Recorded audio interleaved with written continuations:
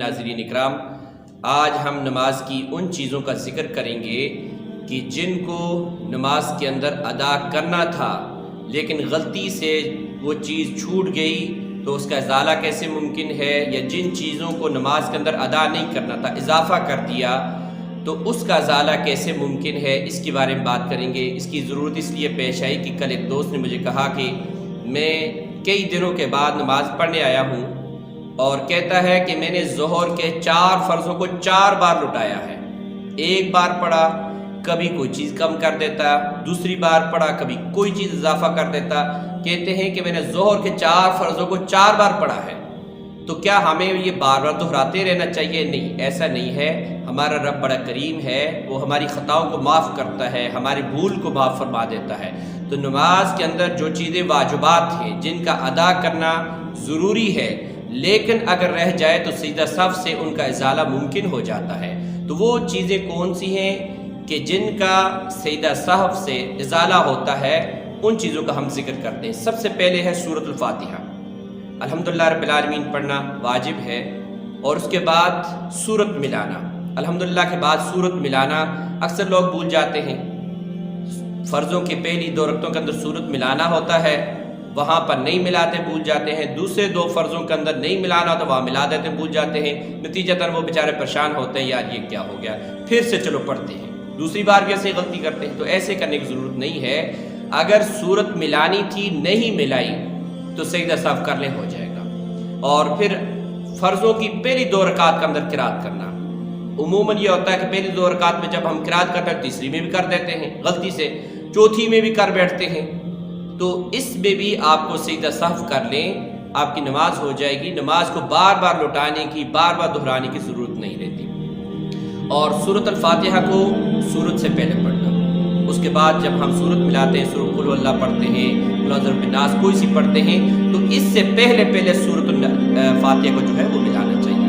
اور رکوع سے سیدھا کھڑا ہونا ہے۔ بعض لوگ ہوتے ہیں رکوع سے یوں اٹھے ساتھ ہی نیچے سجدے کے اندر چلے جاتے ہیں، یہ واجب چھوڑنا ہوتا ہے، یہ بھی گناہ ہوتا ہے، اس کو بھی نہیں چھوڑنا چاہیے۔ اور پھر دونوں سجدوں کے درمیان میں بالکل سیدھا ہو کر بیٹھ جائے، ایک لمحے کے لیے وہاں پر بالکل سیدھا بیٹھ جائے اور پھر دوسرا سجدہ ادا کرے، یہ بھی واجب ہوتا ہے۔ تعدیل ارکان یہ واجب ہے۔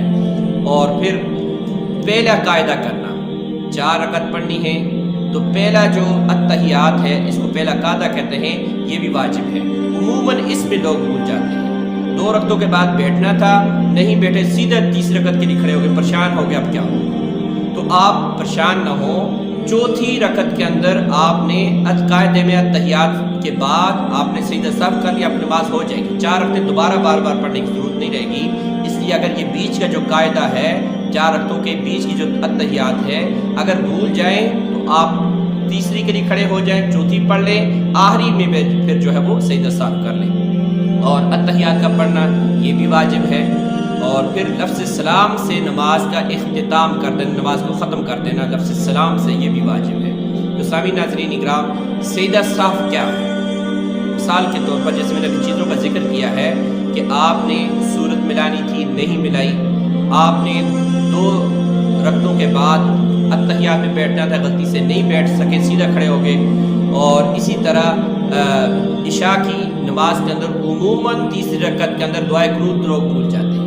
اگر دعائے قنوت پڑھنا بھول گئے تو آپ سجدہ صف کر لیں، آپ کی نماز ہو جائے گی، بار بار وطروں کو دہرانے کی ضرورت نہیں ہے۔ تو سجدہ صف یہ ہوتا ہے کہ آپ نے التحیات پڑھ لی، التحیات للہ درود شریف سے پہلے آپ نے ایک طرف السلام علیکم، دائیں طرف السلام علیکم کر لیا، پھر آپ نے 2 سجدے کرنے ہیں، 2 سجدے کر کے پھر سے آپ نے التحیات پڑھنی ہے، التحیات درود شریف دعا کر کے آپ نے سلام پھیر دینا، آپ کی نماز ہو جائے گی۔ تو سامعین ناظرین اکرام، آپ اللہ تبارک و تعالی مہربان ہیں، وہ ہماری خطاؤں کو، ہماری بھول کو معاف کرتے ہیں۔